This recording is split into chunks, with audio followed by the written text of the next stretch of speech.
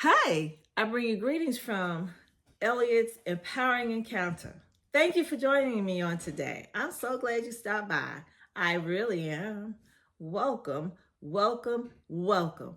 If you are a first time visitor scrolling through, come on and hit that like button, hit that subscribe button, get that notification bell going on so you can hear and see what's going on next in my life, in our lives.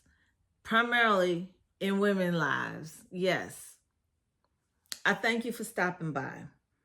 We're doing a new series, and it's called Bouncing Back from Multiple Divorces.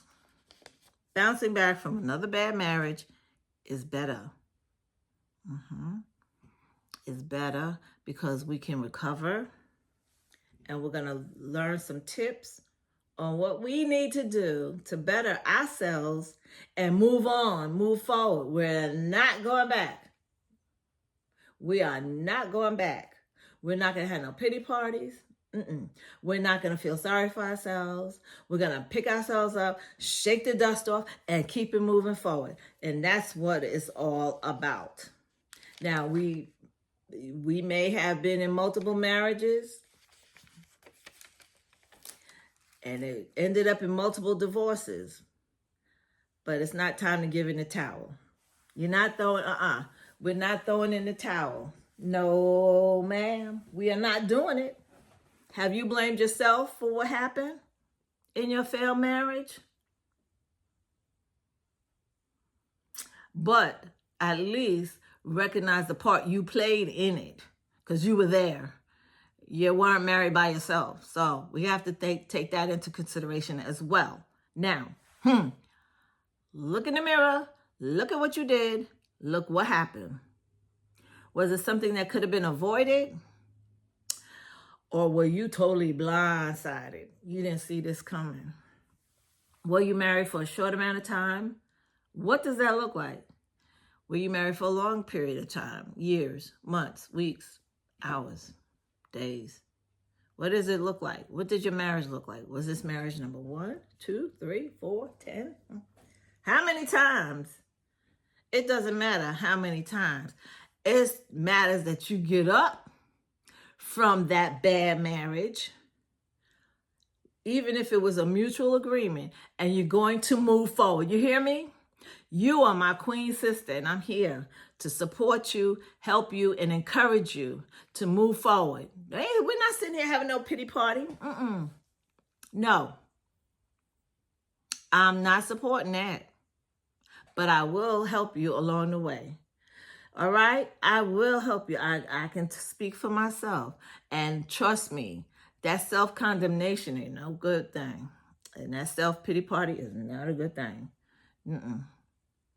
Then you want to try and invite other people to your pity party. Don't nobody want to come. No.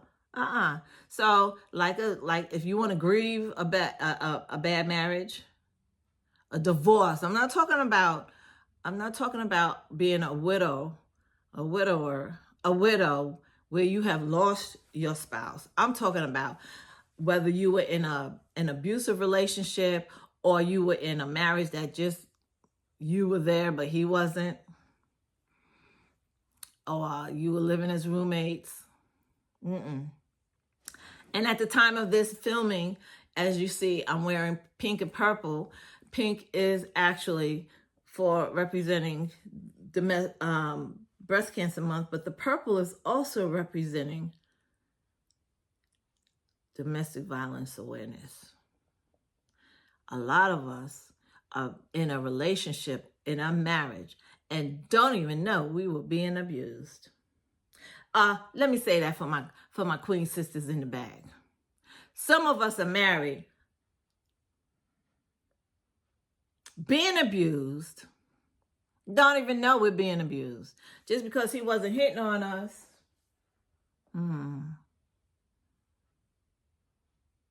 Just because he didn't raise his hand to hit us does not mean we were not abused.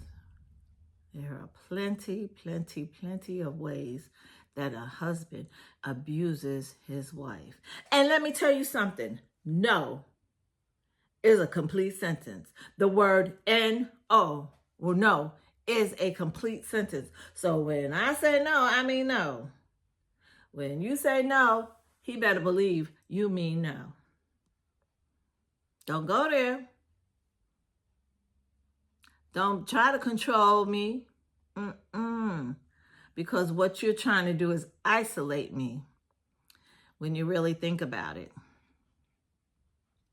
So in the last video, we kind of hit on the first the question, and these questions are coming to me from you guys, and I appreciate it, and I'm addressing these questions.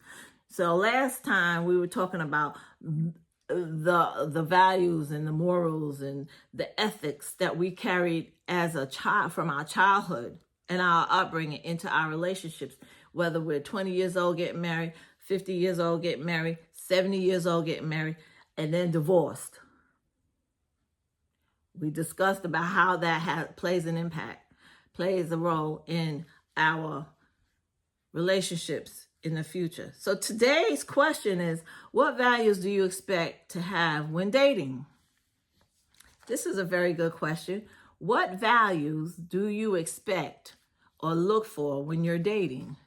Because you get to a point in your life where you're tired of just doing random dating here and there, every weekend, every month, whatever, in and out of these meaningless relationships. But when you're ready to get married, or you are married, what are you looking for? What are your expectations when you first date?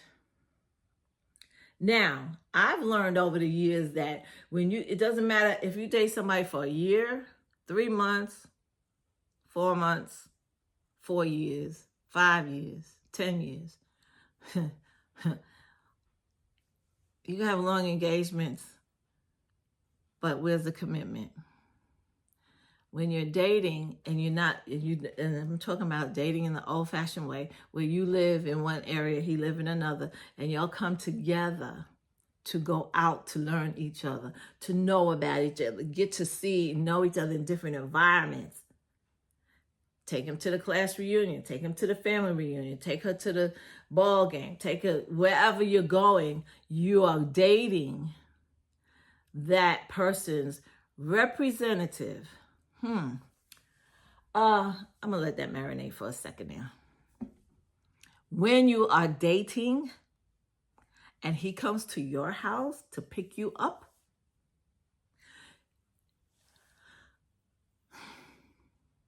you are actually dating that person's representative, simply because they're going to be on their best behavior when they go to that restaurant, that movie, that reading, that whatever it is, that class, the family reunion. When you go out with that person, they're on their public behavior.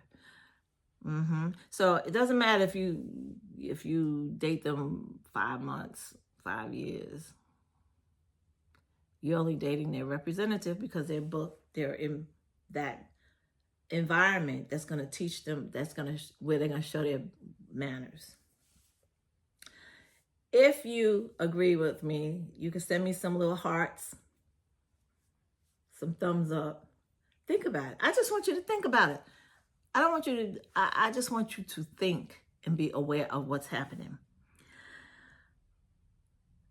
When you get married, you have to remember the same thing you did with that spouse to get them to marry you. The thing that you was intrigued by, or that the bait that they dangled in front of you, the carrot, is the same thing you have to do to maintain the marriage. That's why these young folks have these date nights while they're married. It's awesome. It's awesome. But when you're in a generation and you got older